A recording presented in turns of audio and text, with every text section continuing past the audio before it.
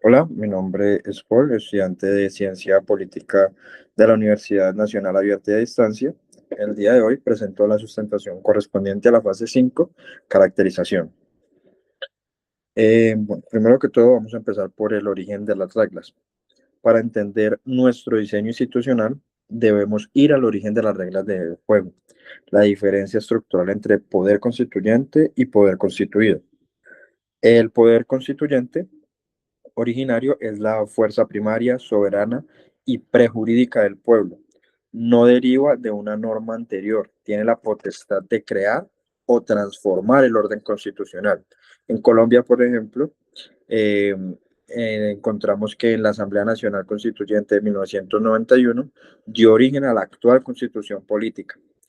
Por el contrario, el poder constituido es la criatura de ese constituyente. Está conformado por las instituciones del Estado, como el Ejecutivo, el Legislativo, el Judicial, las cuales nacen de la Constitución y ejercen competencias delimitadas, y esas están subordinadas a la supremacía constitucional. Hay dos almas de la norma. Ahora bien, esa voluntad originaria se plasma en un texto constitucional que tiene dos dimensiones esenciales, la parte dogmática y la parte orgánica. En la parte dogmática está el núcleo axiológico del Estado. Allí se encuentran los principios, valores, fines esenciales del Estado, derechos fundamentales y garantías ciudadanas. En el caso colombiano, esta dimensión expresa una apuesta por un Estado social de derecho fundado en la dignidad humana, la participación y la protección de los derechos. Pero los derechos no se protegen solos.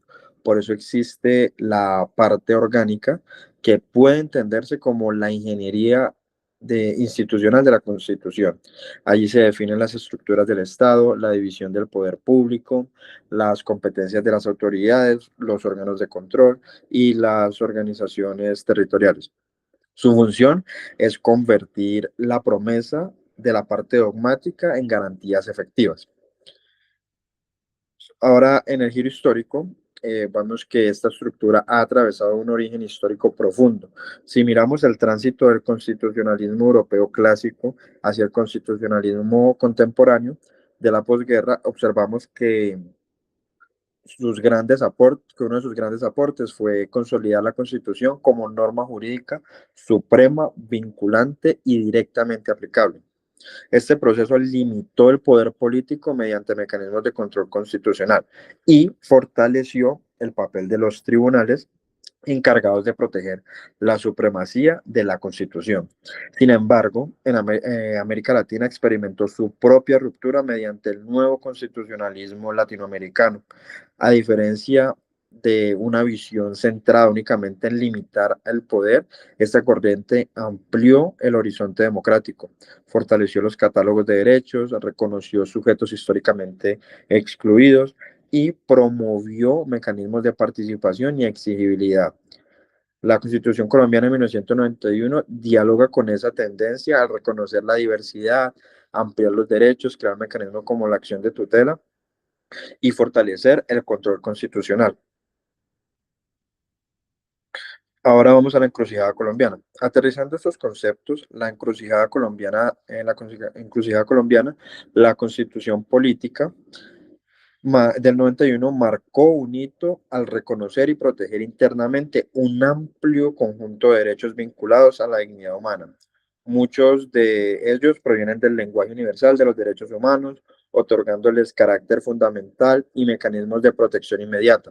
Pero aquí desde la ciencia política planteo una postura crítica hacia Colombia. Colombia enfrenta lo que propongo denominar una trampa de legitimidad, es decir, un escenario en el que el Estado obtiene legitimidad por reconocer formalmente derechos, pero muchas veces traslada al ciudadano la carga de luchar judicialmente para hacerlos efectivos. Hemos construido un Estado social de derecho que en demasiadas ocasiones opera de forma reactiva. El acceso a garantías esenciales como la salud, la educación o la protección del mínimo vital suele depender de la capacidad del ciudadano para activar mecanismos judiciales como la acción de tutela. Esto revela una tensión profunda. El Estado no siempre previene la vulneración de derechos, sino que con frecuencia administra el incumplimiento. Por eso el reto constitucional colombiano no es solamente reconocer derechos, sino garantizar su goce efectivo, material y territorial. Como conclusión, quisiera agregar que el constitucionalismo moderno no puede limitarse a ser un texto perfecto en el papel. Su verdadera fuerza depende de la capacidad institucional para transformar las condiciones reales de vida de las personas.